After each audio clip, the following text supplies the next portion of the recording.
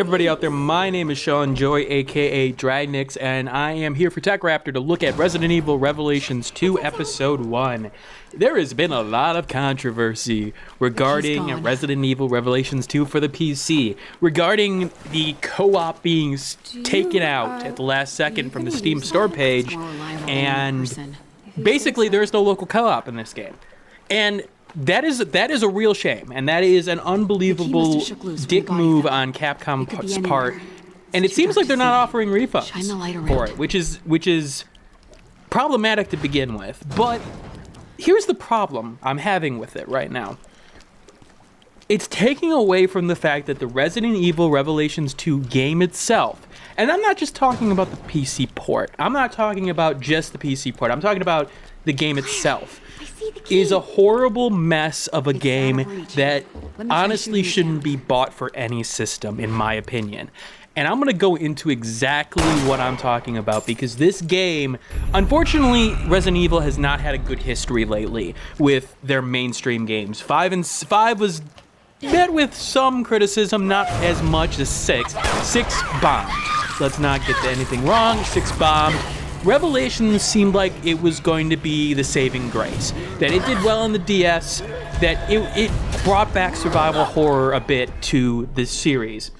And yet, I sit here and say that Revelations 2 is exactly the wrong way the series needs to go. And so many wrong decisions were made in the creation of this game that Capcom probably needs to fire the entire staff. And I don't want to say that. I really don't. There could be some saving grace later on, but let me just put it this way. There was absolutely hardly any enjoyment I got out of Revelations 2. I was frustrated from start to finish. I did not enjoy myself. And the one mode that I possibly could have enjoyed at this point, which looked interesting and different for me, I can't play because literally the game crashes every time I play the raid mode right now. So I'm going to go exactly into what I'm talking about. And I know this is a bit more freeform, but I need to get my emotions out there in terms of why I'm so angry about this game, that I don't think the structured playthrough commentary is exactly appropriate for this. Alright, let's go into the campaigns here. So we got 2 campaigns, Claire's and Barry's. Let's start with Claire's, because that's the first one you will play. Claire Redfield and Moira Burton, aka Barry Burton's daughter, which they give a whole subplot about how they don't like each other, talk to each other, or at least Moira doesn't. It doesn't go anywhere, at least for the start of this portion. So, at the start of the episode, they're both kidnapped. Any reasoning, any explanation, or any reason why they're given that information in the first episode? Absolutely not. They are kidnapped, they're put into this weird place, and there's some mysterious voice about, suffering, and honestly, to be honest with you, I got Saw vibes out of this. I literally got Saw vibes with the bracelets and the torture devices, and the thing is that it was completely unnecessary. It was completely, like, I sat there going, what the am I watching here? Am I watching a Resident Evil game? Okay, so the idea with the 2 in question, and let's get to the actual gameplay portion of it for the combat and everything, because there are some saving graces there, because they basically take Revelations a little bit in terms of the more survival horror aspects. Zombies don't go down very easily, but there's some problems with it. So this is a co-op game. Anybody who tells you that it's not a co-op game is lying to your face, because this game was designed for co-op, because you could tell by the AI. Now, the combat portion, Claire is the normal player in this case. She's able to shoot guns, able to knife enemies, basically what you would expect out of the Resident Evil franchise. Basically Leon from Resident Evil 6, or, before the stupidity of things like Resident Evil 6's, Chris's campaign, or whatever the other guy's name was. But Moira doesn't like guns. She can't deal with guns. She holds the flashlight and a crowbar. Yep, flashlight and crowbar. Definitely don't understand why people would want to co-op as that player, because they're sort of the side character in this case, and they are definitely the side character. Now, What do they do? Well, if you flash the flashlight into an enemy's eyes, they are stunned. And so you give them time to attack them with your knife or the crowbar. Claire does this little kick that will knock an enemy on their butt. And the problem is that's sort of necessary because there's so many enemies at times that you have to sort of stun enemies to get away from them. But not only that, you have to keep in count your ammo. The thing is about the ammo in particular in this episode is the fact that they give you a shit ton of shotgun shells at the start of the game. Like, I had 30 shotgun shells at the start of the game for a 2-barrel shotgun, which we had 2 shots per it. So for that's a huge amount to begin the game. I had more shotgun shells than pistol ammo at that point. The thing is, you have to conserve it because these huge boss monsters take about 8 or 9 shots in order to take them down. So you're trying to conserve ammo with the flashlight mechanic, and it is boring as hell to me. You're having to switch back and forth between the characters, and that is a mechanic that you can do. You can switch back and forth. And while you could try to run and gun your way through, it's obviously going to run into a portion where I'm literally out of ammo at this point when I get to a section where there's 8 zombies. I can't deal with this. So you're having to conserve your ammo. Now, outside of combat, Moira is able to find items with the flashlight via sparkle, which makes you have to search every room with the flashlight, just stupidly going around. You feel like you have to play as the character. It does a horrible job in terms of pacing because of that, because you always feel like you have to stop and look. Now, combat is all right for them. I want to say that Barry's campaign is a bit better in this section, and let me go into Barry's campaign. Barry is looking for his daughter, who was kidnapped, and he runs upon this little girl called Natalia. Now, Natalia, it's a little bit strange. They don't give a lot of information on how she just got to the end of the island in here, but Barry has to take her along. The thing with Barry's campaign, Barry's the big, huge muscle man. He's got 3 guns on him. He's doing all the combat. Natalia can pick up a brick and throw it at a zombie, but that's not what she's there for. She can see zombies through walls. Certain zombies, I should say. And here comes where I'm having major problems with the series. Let's think about this. Zombies. What is one of the most effective uses of zombies in your series regarding scares? Well, it's the unexpected. The first time that dog jumped through the window, I had no idea it was coming, and it scared the living shit out of me. Resident Evil 4, even if it was more an action-oriented game, the first time that chainsaw-wielding guy came down, or a regenerator came down, I was freaking scared out of my life. So what do you do with that? You give a mechanic where you can see zombies through walls, sneak up on them, and stab them in the head.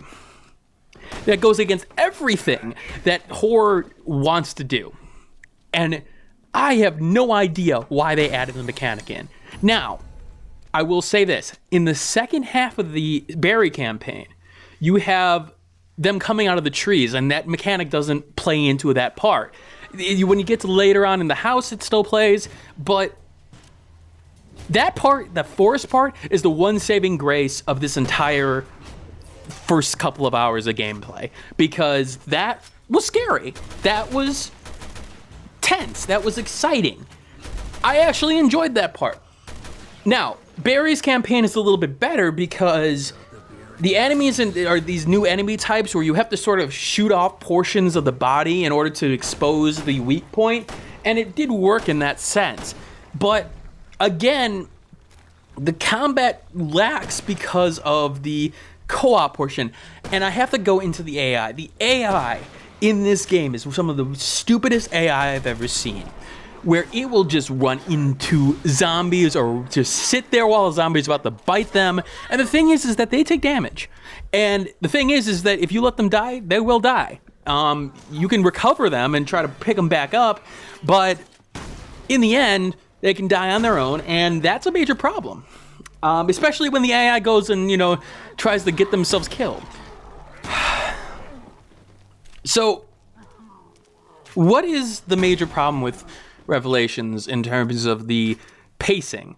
Well, this is where the episodic gameplay is absolutely not the right medium for this. So you're trying to get me invested into a story and into gameplay regarding Revelations 2. Each campaign is an hour at most. You don't do a lot of storytelling in terms of that, and I don't care at this point. You've introduced several new characters. There's a mysterious, island, and you haven't given any time for building or character development or anything like that. And you will end on a cliffhanger in Barry's portion and technically in Claire's portion. I have no idea what's going on. And honestly, I don't care because you haven't gotten me invested. And now you're going to make me wait a whole new week for the next episode. Why? Why would you do that? It makes absolutely no sense. The action is so short that, okay, if you are going to play this game, you might as well wait the 3 weeks for all the episodes to come out. But I'm going to tell you why you shouldn't do that. The PC port, in particular. Let's talk about the PC port. Frame-wise, it is horrible. It's definitely not 650 frames per second, that's for sure. It can sometimes struggle to do 30, to be honest with you. I had portions where it was dropping down to 15. And I have, a 3.2 gig quad core, 16 gigs of RAM, a reasonable graphics card. It's not the top of the line, but it's pretty high up there. And it's struggling to deal with this game. It's definitely a console port. You could tell by just using the keyboard and mouse controls. The mouse sensitivity made me sick in terms of trying to play the game on the keyboard and mouse. I brought out my controller because there was no other choice at this point. There is no mouse sensitivity change setting in terms of the options menu, and it wheels you around like, you're just whipping the camera back and forth. Like your hair is whipping back and forth. Yes, a Jaden Smith, or whatever her name is, reference. Not only that, we talk about the performance issues and everything like that, and then let's get into the co-op. So, Capcom makes the business decision to remove co-op, the local co-op, from the PC port, citing screen reasons and everything like that, which I'm really trying to understand because was this a problem in Resident Evil Resident Evil 5? I have to go take a look at that because honestly, it's the same problem on the TV at this point. You may have a bigger TV, but some people have the monitors that are the same size of their TV. I don't get that reasoning. And the thing is that this game, because of the incompetent AI, this game is screaming for co-op.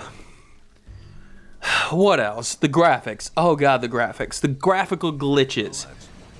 Oh, I mean, your hand going through knives, going through the floor. I mean, it's all over the place. Characters spazzing out. Like there was a portion where Barry is with Natalia, and she's just like freaking out, like she's like having a seizure in midair. This game is not polished at all. Shadows that are white shadows. Okay, and then there's this. I don't even know what to call this. I don't even know what this is. And then the raid mode. I would love to tell you about the raid mode. I really would. Oh, I would love to play it. It looked interesting. It looked like there was a progression system and a lot of missions, and it would be lovely if I could tell you what was going on with it. It crashes every time I try to start it up. Every freaking time. The one thing I thought would be the saving grace of this game would be that raid mode, and I can't play it. Tried turning off all my capture card portions, tried rebooting, tried reinstalling, tried, everything I could think of. It crashes every time, and some people have been able to play it.